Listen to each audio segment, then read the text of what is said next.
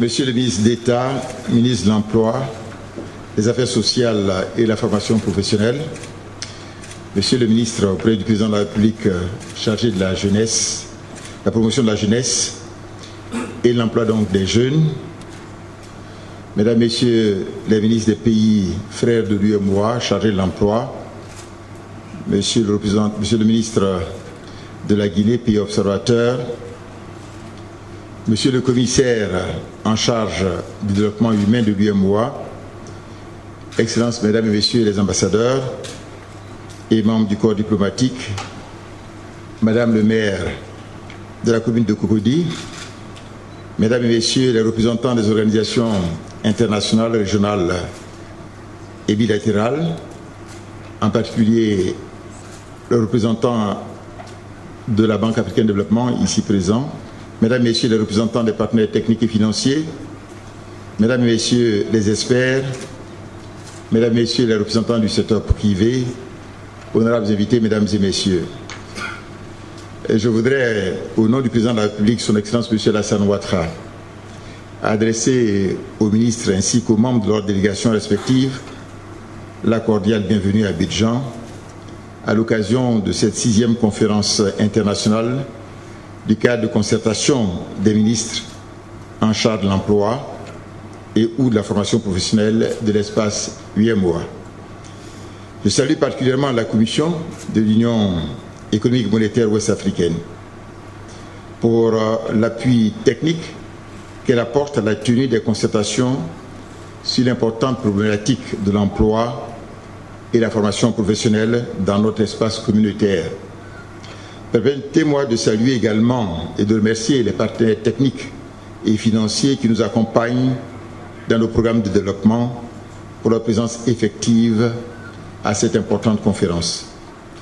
Excellences, Mesdames et Messieurs, la Côte d'Ivoire, le ministre d'État l'a indiqué tout à l'heure, est honoré d'abriter ici à Abidjan cette 6e conférence des ministres chargés de l'emploi et la formation professionnelle de l'espace UEMOA qui se tient sur le thème de la concertation à l'action, faire de l'emploi et la formation professionnelle une politique prioritaire de l'espace UEMOA. La mise en place de ce cadre de concertation est consécutif à la déclaration du plan d'action et des mécanismes de suivi de l'emploi adoptés lors de la réunion des chefs d'État et de gouvernement de l'Union africaine tenue à Ouagadougou, au Burkina Faso, en septembre 2004. À cet effet, la déclaration d'Abidjan en octobre 2009 a constitué une première étape dans la mise en synergie des politiques et stratégies des pays. Et on l'a rappelé tout à l'heure, a été précédée donc par la conférence de Bamako d'avril 2010, qui a conduit à l'institutionnalisation d'un cadre de concertation permanent entre les ministres de l'Emploi et la formation professionnelle de l'espace UEMOA. La présente conférence apparaît opportune car elle s'inscrit, en ce qui nous concerne, dans la vision du Président de la République, Son Excellence M. Alassane Ouattara, qui fait de l'emploi, et notamment de l'emploi des jeunes et de la formation professionnelle, une des grandes priorités de son programme de gouvernement. Cette vision a été notamment matérialisée par la création récente d'un département ministériel spécifiquement consacré à l'emploi des jeunes. Des réformes structurelles sont en cours pour assurer la réussite de ce processus en faveur de la jeunesse, dont la prise en charge judicieuse est une nécessité pour la stabilité et la paix sociale. Ces réformes prennent en compte les dimensions institutionnelles et opérationnelles, ainsi que l'importante question du financement de l'emploi, en particulier donc l'emploi des jeunes. Il apparaît ainsi clairement que la grande et noble ambition du Président de la République de Côte d'Ivoire de faire de ce pays un pays émergent à l'horizon 2020 prend largement en compte l'emploi des jeunes et la formation professionnelle pour sa réalisation. Plusieurs programmes et projets emploi ont été mis en œuvre ici en Côte d'Ivoire, notamment le projet emploi jeunes et développement des compétences, en abrégé donc le PGDEC, les travaux à haute intensité de main-d'œuvre, TIMO, par la BAD, le contrat désendettement et développement pour l'emploi, le CDD emploi avec la France, le projet spécial de requalification et le projet d'insertion économique prise, et aussi le projet d'appui au traitement économique du chômage, le PATEC. Ces différentes initiatives ont permis d'obtenir des résultats significatifs avec la création de plus d'1 million d'emplois depuis 2011, comme le ministre d'État l'a rappelé tout à l'heure. Excellences, Mesdames et Messieurs, au niveau de notre sous-région, nous devrions avoir des raisons d'espérer en nous engageant résolument dans les échanges d'expériences et la coordination entre pays. Naturellement, nous devrons partager ensemble les efforts d'amélioration de nos systèmes de promotion de l'emploi et de formation professionnelle avec les partenaires techniques et financiers dans la confiance mutuelle. Le défi de l'emploi des jeunes et de la formation professionnelle ne peut être relevé avec efficacité que par l'engagement et la poursuite des politiques publiques visant l'investissement, la croissance économique, la création de richesses et le développement durable. Aussi convient-il de renforcer la coopération interpays dans le domaine de l'insertion des jeunes en partenariat avec le secteur privé à travers l'implication effective des organisations patronales et des chambres consulaires. Les évolutions donc techniques et technologiques vont nécessiter des adaptations dans la pratique des métiers. Dans un tel environnement, c'est par une réforme appropriée des programmes de formation prenant dûment en compte ces évolutions techniques et technologiques que pourra se réaliser l'employabilité des diplômés. Il s'agit en effet de promouvoir une formation initiale qui répond aux besoins des entreprises. Il convient de toujours assurer l'indispensable adéquation formation-emploi. Merci beaucoup.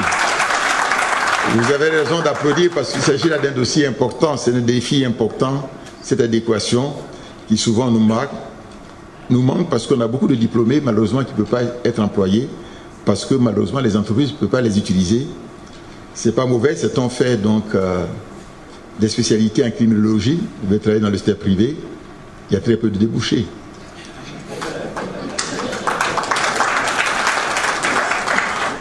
Excellences, donc, Mesdames et Messieurs, je voudrais appeler l'attention de tous sur l'importance et l'urgence de traiter avec diligence la question de l'emploi et singulièrement l'emploi des jeunes et la formation professionnelle.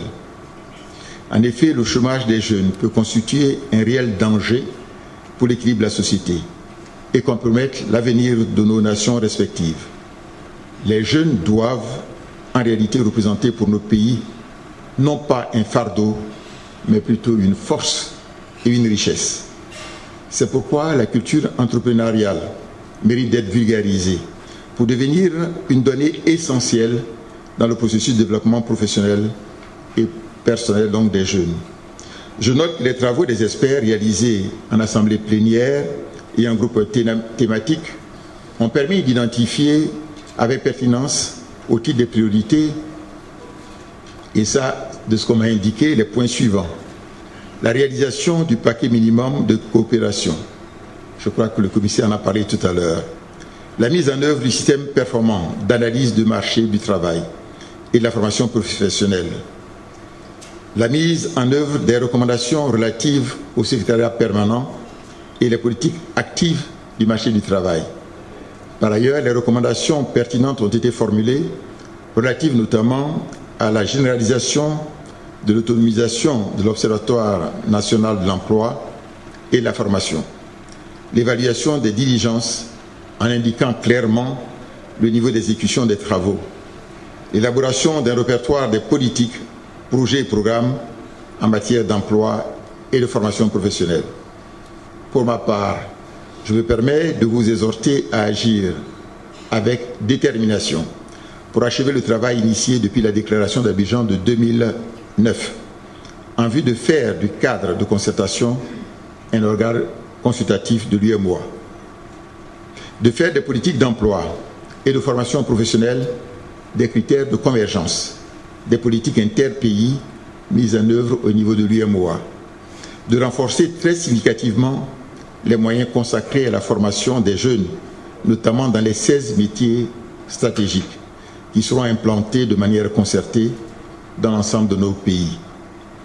Un plan d'action pour la période 2016-2019, assorti de recommandations à la fois efficaces et pragmatiques découlant du partage des expériences des uns et des autres, devra, selon nous, être élaboré. Les solutions préconisées visent à actualiser les dispositifs et les parcours de formation, à former les jeunes aux métiers et emplois porteurs, structurer et organiser le secteur informel, améliorer les politiques fiscales. Je reste persuadé que les propositions présentées par les experts permettront donc au ministre d'arrêter d'importantes mesures qui pourront engager les gouvernements sur la voie des réformes de portée significative. Au-delà de ces propositions, d'autres pistes pourraient être explorées selon nous, à savoir notamment les emplois verts, issus de la gestion de l'environnement, l'agro-pastoral, l'agro-industrie, dans une vision globale de la modernisation de l'agriculture, mais aussi les industries culturelles, le secteur audiovisuel, les technologies de l'information et de la communication et le tourisme, entre autres. Excellences, Mesdames et Messieurs, la conférence d'Abidjan peut marquer une étape importante dans notre volonté commune de recherche de solutions à la lutte contre le chômage de manière globale et le chômage des jeunes en particulier. Nous serons donc attentifs aux suites qui seront réservées à vos travaux et surtout aux modalités de suivi et évaluation. C'est par des réformes structurelles dans le cadre des politiques macroéconomiques sociales et d'emploi cohérentes et concertées, soutenues par des actions concrètes, que nous pourrons aboutir à des améliorations substantielles de la qualité de la formation professionnelle, de l'employabilité et de l'insertion professionnelle donc des jeunes. C'est donc avec des vœux fervents de plein succès à vos travaux qu'au nom du président de la République, son Excellence M. Alassane Ouattara, je déclare ouverte la 6e conférence internationale du cadre de concertation des ministres en charge de l'emploi et de la formation professionnelle de l'espace UEMOA. Je vous remercie de votre aimable attention.